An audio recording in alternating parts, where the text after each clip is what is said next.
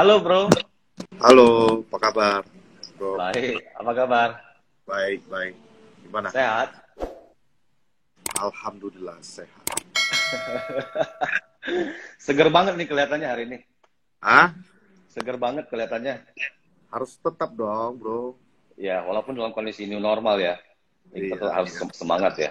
Jadi seru nih. Hari ini yang mau kita bahas strategi pialang dalam menghadapi new normal gitu. Hmm,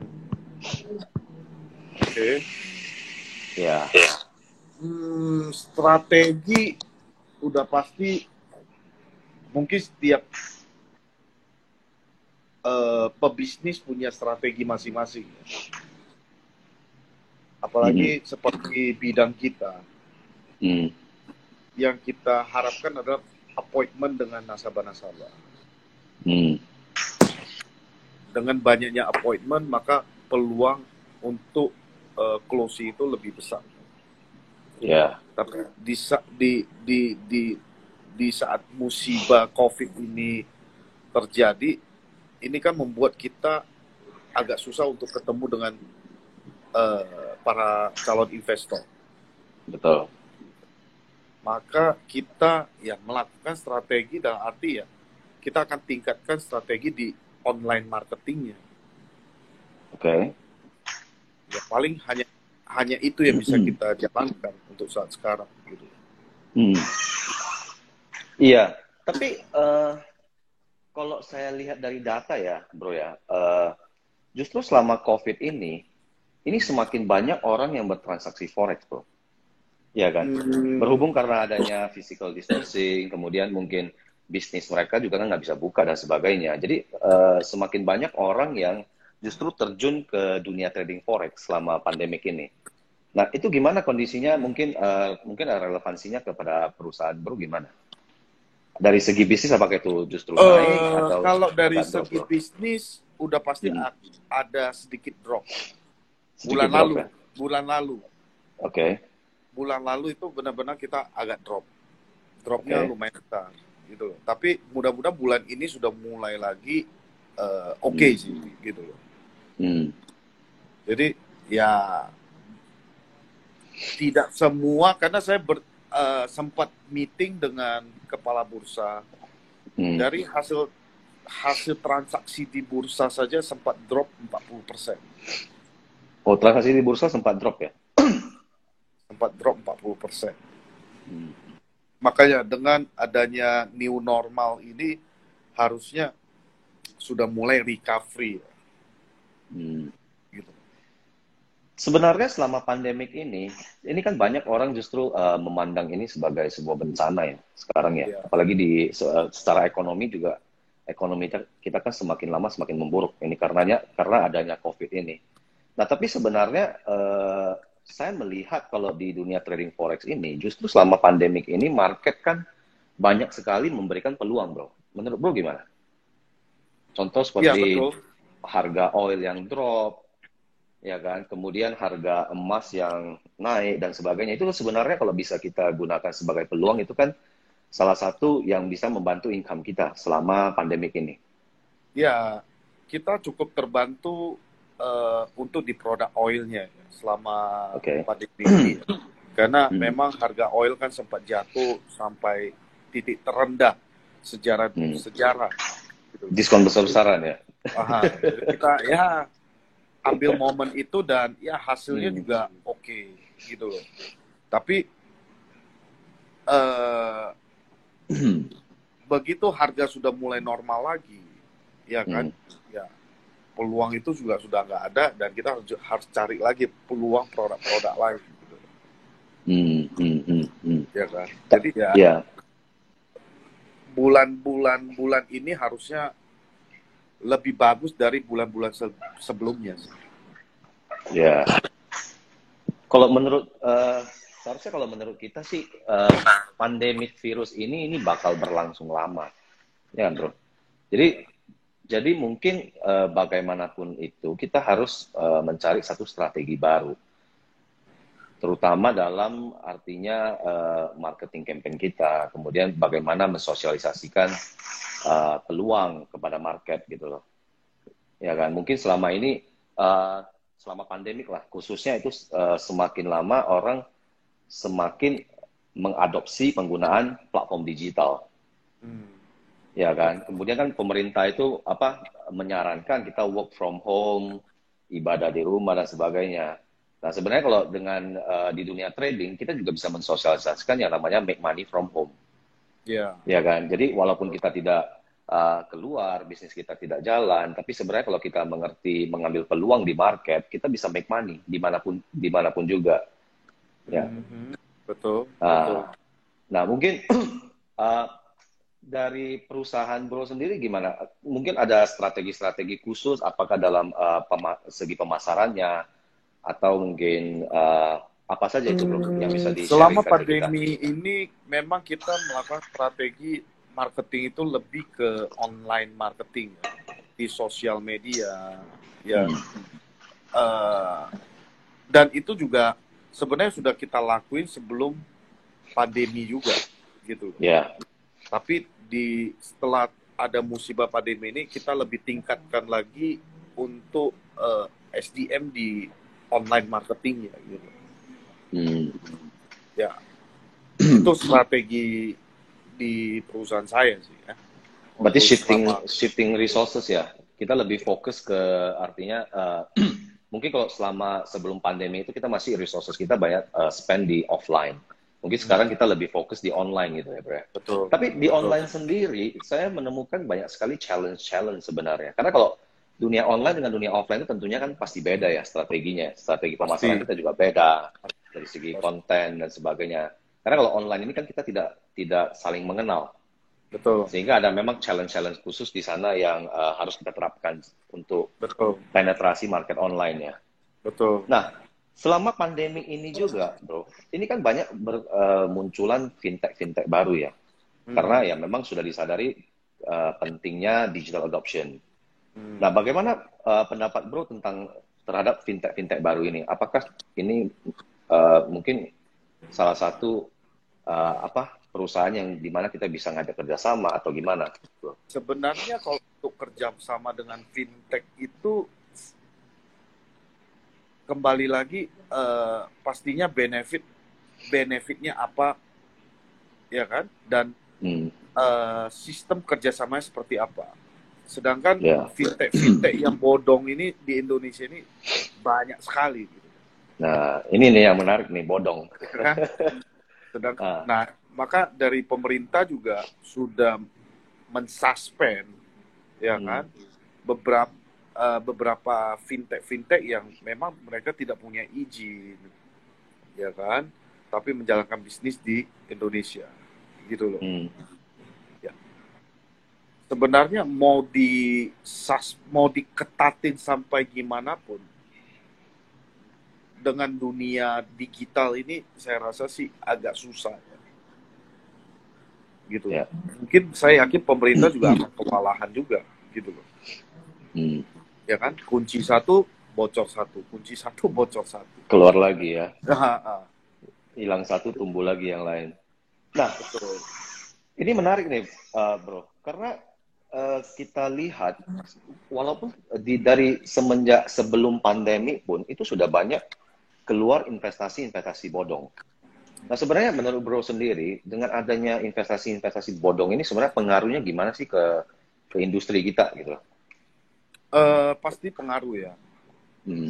Sedikit banyaknya pasti ada pengaruh. Kenapa?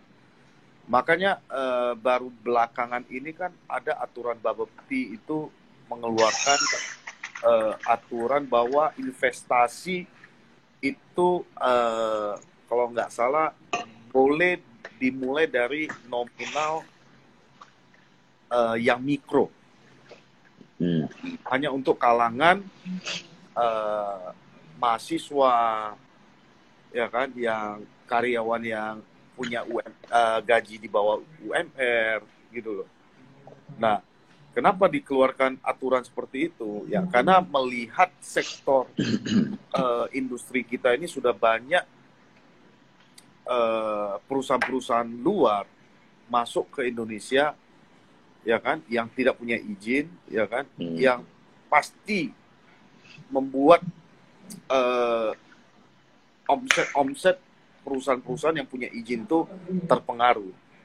Hmm. Tapi banyak juga kasus-kasus yang kita temuin, perusahaan-perusahaan yang tidak punya izin ini juga banyak kasusnya di Indonesia yang gagal bayar nasabah, ya kan, tidak bisa withdrawal. Nah, ya menurut saya sih semua nasabah juga pasti akan lebih lebih Lebih hati-hati hati-hati lagi ya. sekarang untuk berinvestasi. Benar. Apalagi dengan kasus-kasus sebelumnya ya, kita katakan bukan hanya di industri forex sendiri, bukan hanya contoh perusahaan-perusahaan yang tidak berizin sendiri, bahkan banyak sekali sebelumnya ini perusahaan-perusahaan berizin malah ya, yang gagal bayar, yang kayak kasus-kasus sebelumnya, yang saham dan sebagainya. Nah, memang justru inilah kita mau mensosialisasikan pentingnya awareness, pentingnya memilih perusahaan-perusahaan yang kredibel dalam berinvestasi. Karena apalagi selama new normal ini kan kita tahu ekonomi, bisnis juga semakin lesu. Otomatis likuiditas daripada masyarakat ini kan masih sangat rendah gitu loh. Nah, jadi mungkin hari ini juga memang kita pengen semua audiens kita, investor, trader, klien dan sebagainya itu paham dalam memilih bagaimana berinvestasi yang aman gitu loh. Betul. Mungkin kalau dari Bro sendiri, kira-kira ada kisi-kisi nggak gimana cara kita memilih investasi atau perusahaan yang aman, kredibel, secara legalitas dan sebagainya mungkin? Ya pastinya sih pertama legalitas itu udah pasti. Kedua, mungkin penawaran dari company dari segi commission atau apa itu juga membuat salah satu perbandingan ya. Jadi contoh example, banyak dulu perusahaan-perusahaan yang baru keluar, yang baru mereka terlalu over memberikan rebate commission, ya kan? Yang menurut saya itu sudah tidak logik gitu. Yeah. Tapi masih banyak juga para trader atau para ya lebih utama di trader ya. Mereka melihat, wah, komisi dari company ini rebate-nya gede sekali. Akhirnya tergiur, ya kan, bergabung, dan begitu untuk jadwal pembayaran komisi itu telat atau tidak dibayarkan. Nah, inilah yang sebenarnya kita harus banyak sharing ke para trader. Kadang-kadang jangan terlalu melihat dari segi commission back dari satu company gitu. Ya kan? Berarti pertama kita harus perhatikan legalitasnya dulu ya. Legalitas. Kemudian mungkin kalau kita bicara cost of transaction, mungkin kita harus melihat juga dari pandangan bisnis modelnya sendiri, Bro. Saya rasa. Ya, betul. Ya kan? Karena kalau misalnya itu sudah terlalu over dan tidak make sense, ya itu kita wajib hati-hati sebenarnya. Betul. Ya kan? Nah, tapi sekarang kalau kita bicara cost of transaction, Bro, itu justru selama ini kenapa pialang di dalam negeri ini yang berlisensi justru kalah dengan contoh yang Bro katakan banyak pialang-pialang luar yang masuk. Itu karena mereka menawarkan cost of transaction yang sangat-sangat rendah.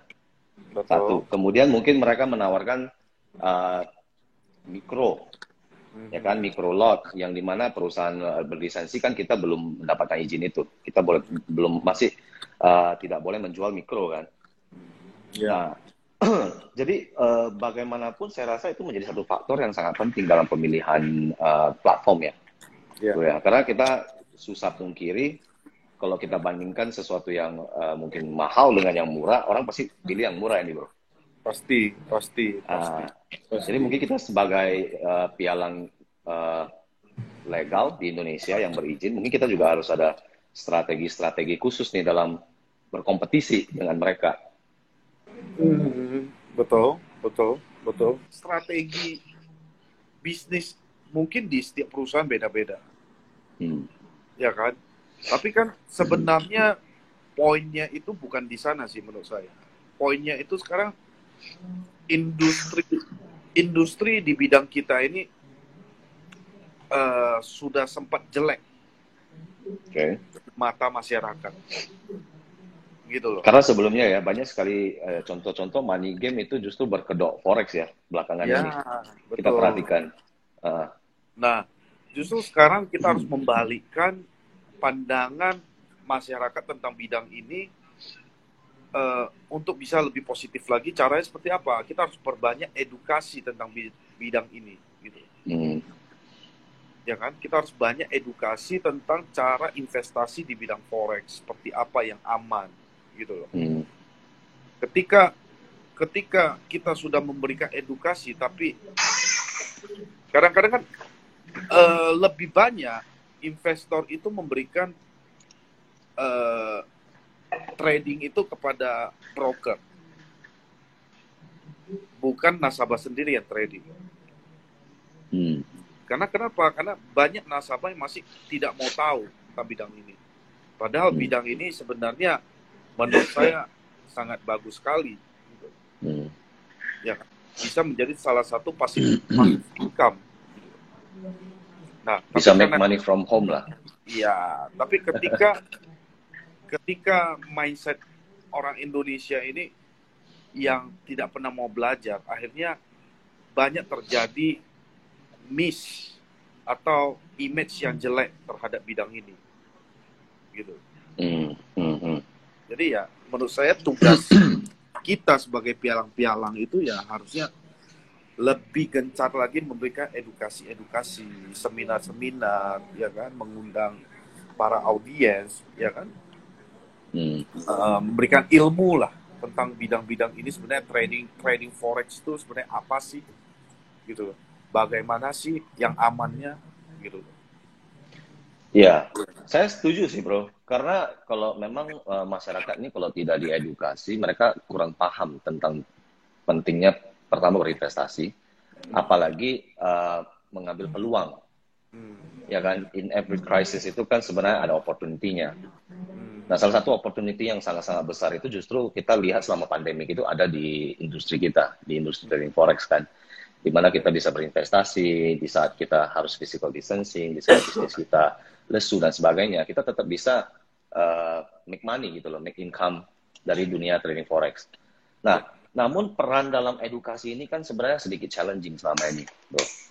Nah, menurut saya kalau peran-peran dalam hal edukasi ini mungkin harus dibarengi dengan kebijakan-kebijakan pemerintah ya, dalam mendukung pialang-pialang ini supaya lebih bisa eksis lagi gitu loh. Mungkin salah satunya yang seperti Bro katakan, dengan cara lebih memberantas atau mensosialisasikan pentingnya berinvestasi di pialang berlisensi. Karena banyak sekali justru saya perhatikan trader-trader di luar sana ini lebih banyak tradingnya di pialang-pialang luar daripada lokal. Nah, itu salah satunya yang saya tahu sih alasannya banyak ya. Mungkin dari segi leverage-nya, kemudian mungkin dari lot step-nya. Nah, jadi menurut Bro, kira-kira kalau untuk menghadapi kondisi seperti ini dari pemerintah itu mungkin apa kebijakan-kebijakan yang Bro rasa harus dikeluarkan supaya bisa lebih mensupport lagi pialang-pialang kita legal? Pertama sih menurut saya dari pemerintah itu harus memblokir. Tapi susah juga, Bro. Karena kalau hari ini nanti satu website diblokir, besok keluar lagi website baru.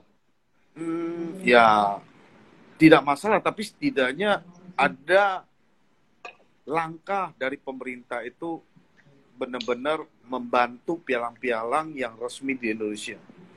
Gitu. Itu seperti apa hal tersebut? Langkah-langkah.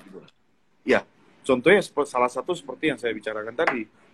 Ya, memblokir, ya kan? Website yang menurut pemerintah ini ilegal. Oke. Gitu loh. Ya kan? Kedua mungkin lebih diketatkan lagi dalam arti gini. Dari bank transaction. Karena pastinya perusahaan-perusahaan luar itu semuanya akan menggunakan local bank untuk transaksinya.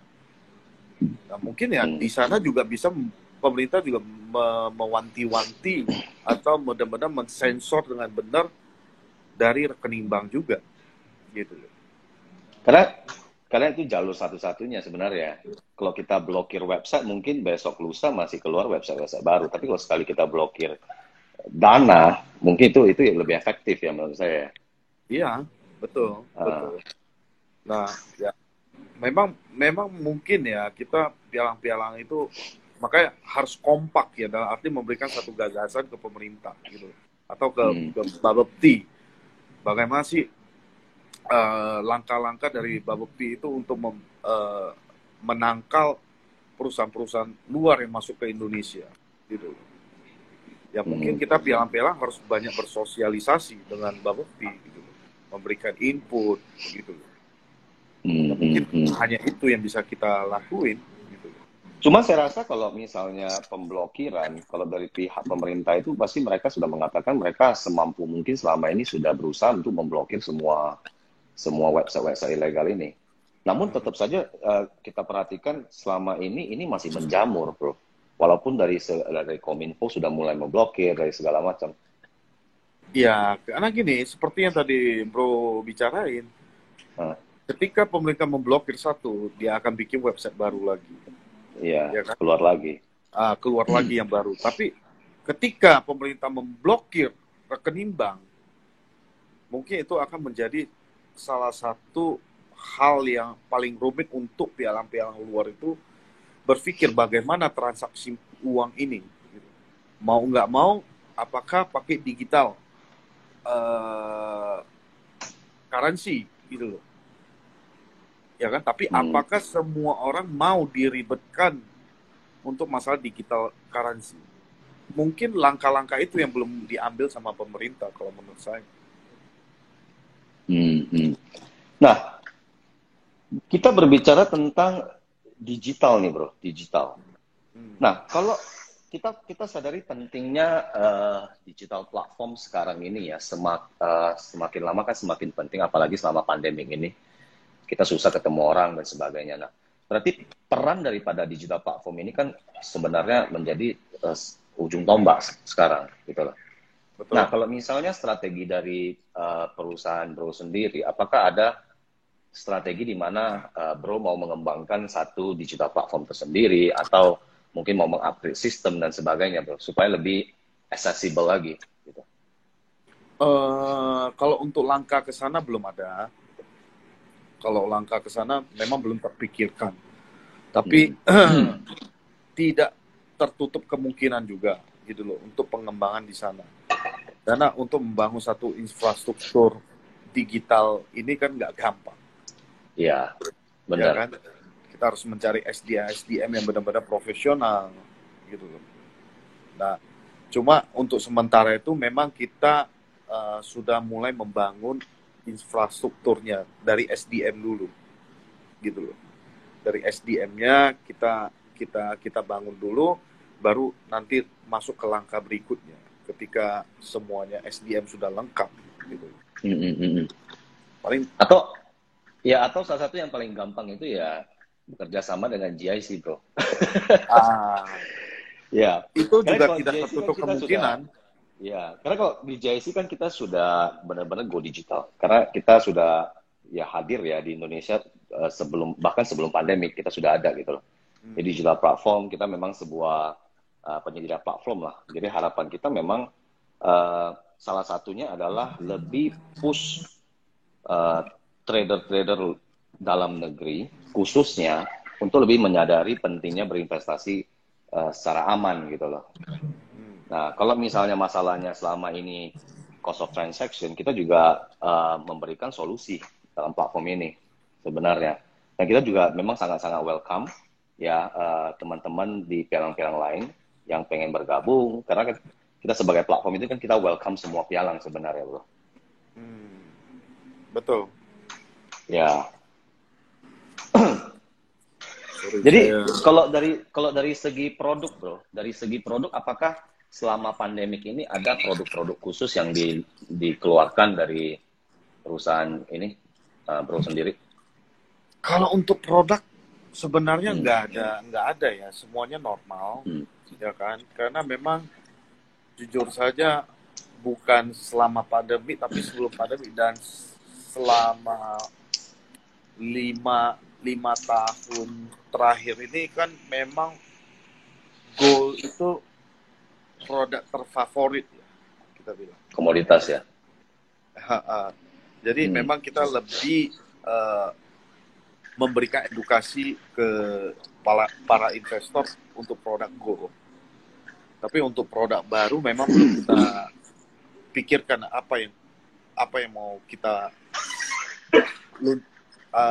keluarkan, produk baru belum ada. Gitu. Ya, bro, ini kita sambil address, ada yang bertanya nih, perbedaan pialang lokal dengan luar itu apa ya Pak? Dan plus minusnya apa-apa saja? Gimana menurut bro ini? Ya udah pasti dari segi legalitas. Legalitas ya. Dari segi legalitas dan ya minus. Kalau plusnya itu ya mungkin harga Sprite ya kan, dan commissionnya mungkin bisa jadi lebih murah, ya kan. Kalau minusnya itu ya masalah withdrawal. Kita nggak tahu company itu sebenarnya ada atau enggak. Iya. Kantornya di mana? Karena rekening yang untuk penampungan dana juga atas nama pribadi ya. Itu sebenarnya bahaya sekali. Betul. Ya, jadi memang harus kita sadari sebenarnya untuk teman-teman di luar yang masih bertransaksi di pialang yang nggak berizin. Jadi itu memang banyak sekali kejadian di mana pada saat withdrawal itu nggak bisa withdraw dan sebagainya. Jadi lebih penting lagi, apalagi selama new normal ini, kita harus lebih aware lagi bagaimana cara berinvestasi, khususnya di perusahaan-perusahaan yang legal ya. Kemudian ini ada bro nih, ini yang bertanya apa sih beda forex dengan binary option? Kemarin sempat heboh nih binomo, ternyata nggak legal. Nah, binomo,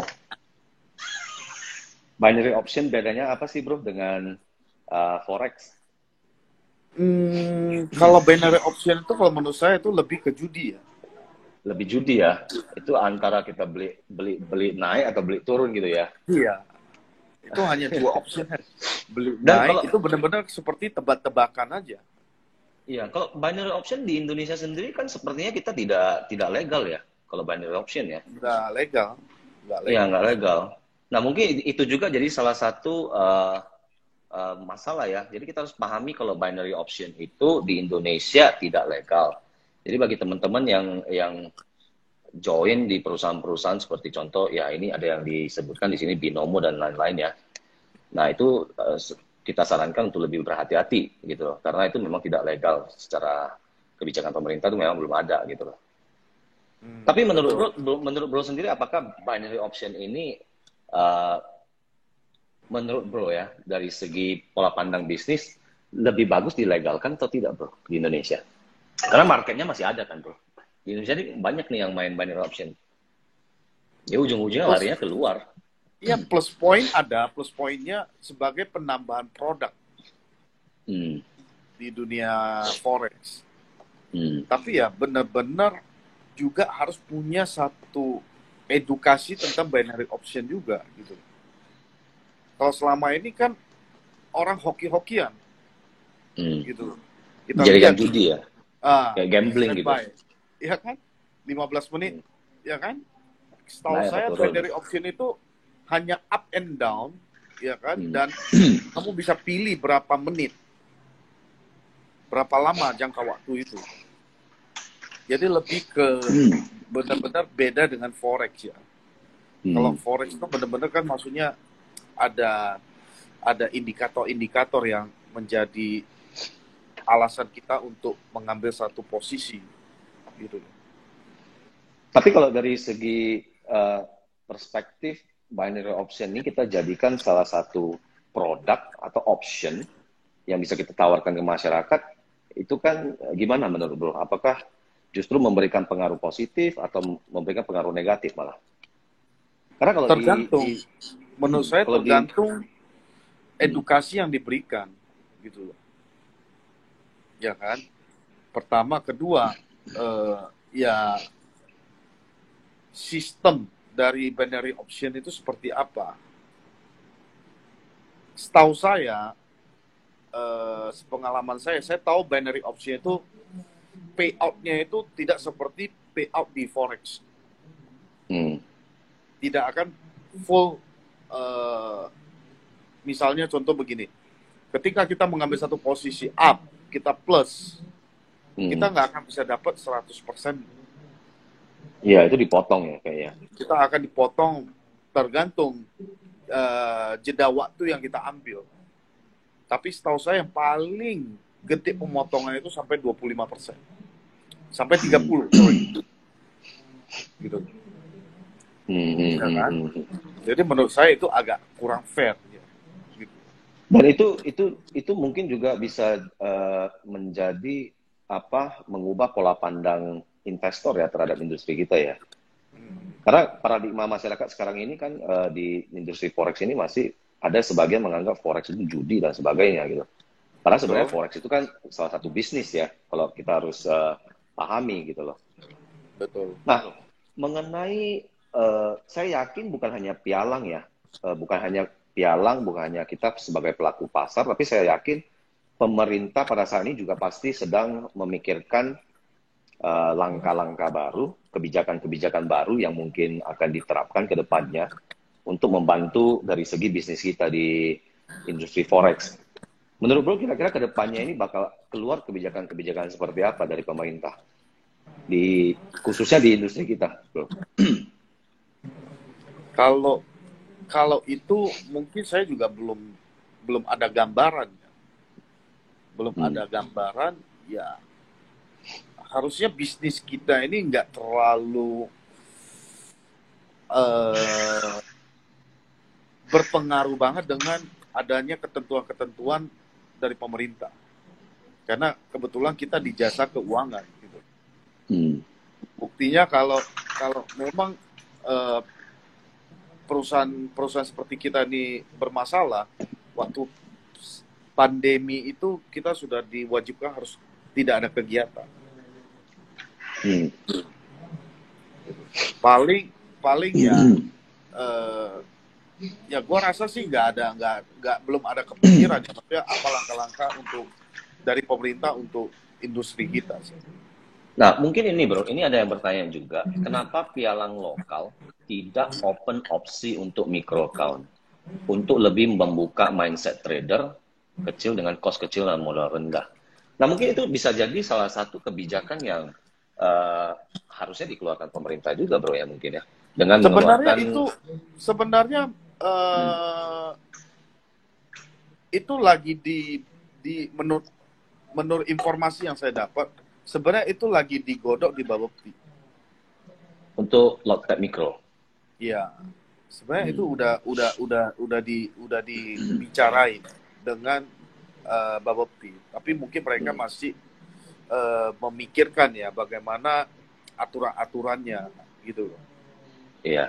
Karena menurut saya ya penting juga sih sebenarnya kita keluarkan account-account mikro ya, karena kalau kita mau penetrasi market ini, market kan banyak nih lapisan masyarakat. Contoh kita mau penetrasi masyarakat seperti yang Bro bilang, yang gajinya UMR, kemudian mungkin mahasiswa dan sebagainya. Itu kan mungkin target market yang lebih ke bawah dan mereka itu lebih sering bertransaksi mikro gitu loh.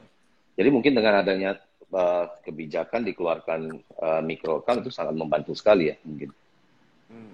Betul. Saya juga sangat setuju sekali kalau memang aturan itu bisa dikeluarkan gitu. Jadi juga sangat membantu pialang untuk bisa lebih ditingkatkan volume transaksi. Karena sudah tidak ada pembatasan lagi gitu loh. Ya. Dan justru kita bisa menarik kembali semua trader yang bertransaksi di pialang yang nggak legal karena alasan ada mikro, kita bisa tarik ke pialang lokal yang berlisensi. Betul. Iya. Ya, jadi kita harapkan aja semoga memang sesegera mungkin kalau memang kebijakan itu bisa membantu kita harapkan dari Bapepti ya semoga cepat realisasi lah. Betul, betul. Setuju. Setuju, bro. Ya.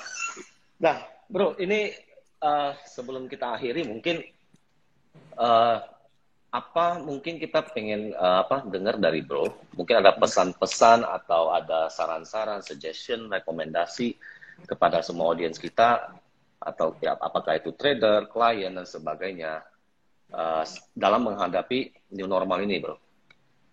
Mungkin khususnya di bidang ini ya, sebagai investor ya. Sebenarnya paling saya cuma bisa memberikan ke sedikit apa ya, masukan mungkin ya, input. Justru bidang forex inilah yang menurut saya bisa membantu kita di dalam situasi seperti yang terjadi sekarang. Ketika pandemi COVID-19 ini terjadi, semua pelaku usaha itu pusing, tidak punya pemasukan. Tidak bisa buka toko, tidak bisa buka kantor, tidak bisa melakukan kegiatan seperti biasanya. Sedangkan kebutuhan mereka itu setiap hari itu ada. Tetap jalan. Tetap jalan. Ya kan? Terus mau bagaimana ini? Gitu. Ya kan? Nah, sebenarnya bidang forex inilah tidak ada namanya terkena imbas COVID-19. Karena bisnis ini benar-benar digital business yang ya mungkin akan mati ketika dunia ini sudah tidak pakai uang lagi. Ya, berarti kita ini bisnis anti corona, bro. Bisnis anti corona. Ya kan? Ya, sebenarnya inilah momen-momen yang mungkin kita harus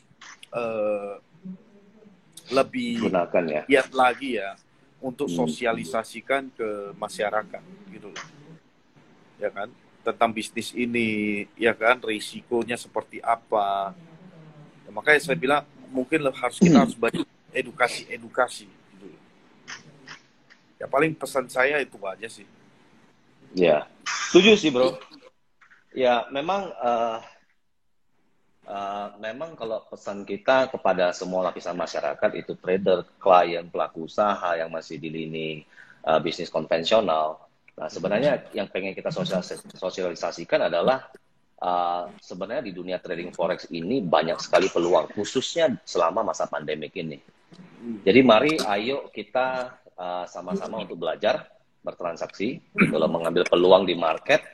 Jadi semoga dengan kita belajar bertransaksi ini bisa membantu dari segi income kita juga. Jadi kita bisa make money from home. Betul. Ya mungkin kira-kira begitu ya bro ya. Oke. Jadi invitation-nya. Thank you banget hari ini udah bergabung sama kita. Oke. Thank you bro. Thank you bro. See you guys. See you. Bye.